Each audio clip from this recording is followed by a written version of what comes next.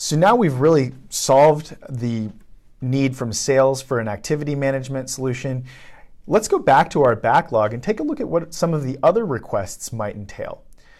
Here you're going to see on my list, I can tell that there's another division of IT that needs a little bit of help tracking their assets.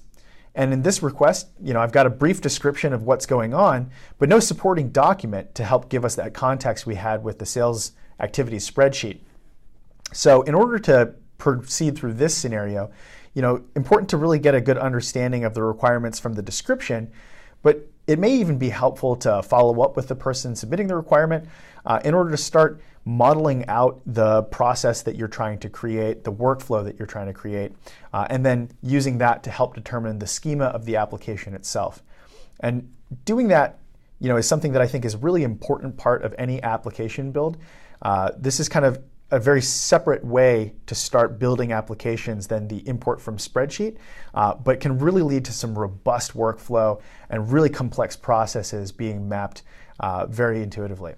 Here we can see a model that's been created to give us a sense of the workflow and the schema of the application. And in order to create this, as we mentioned, someone in IT has gone and consulted with the actual stakeholder for the application. And that's a great example of the democratization of IT and how IT is able to get out, understand the needs of the rest of the business, and really create powerful solutions based on that knowledge.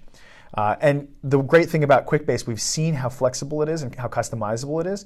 So as I go through, I'm going to build out this next application based on this model. And the beauty of that is that any changes that I'd like to make, any requests that come up later, further down the road, we're going to be able to take those into account as well. And so, keeping IT engaged, making sure that everybody's moving quickly, even once an app has been well established, is a real priority for us here. So in order to take this model and make it a reality, what we can do is use the second option to create an application, the one that we skipped earlier, which is to actually build a new app from scratch.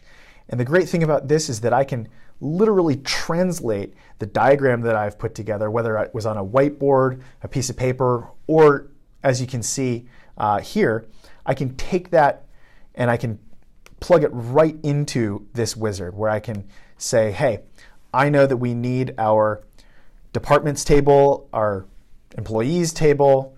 I know we need to track assets, maintenance notes, and also requests that are going to hit the system.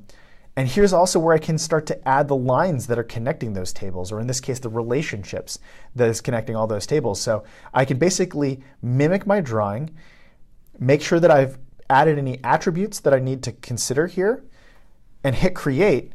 And now what's going to happen is QuickBase is going to take the model we just gave it, it's going to process that, and here we have a new application with all of the tables that we described, all the relationships we described, already built for us.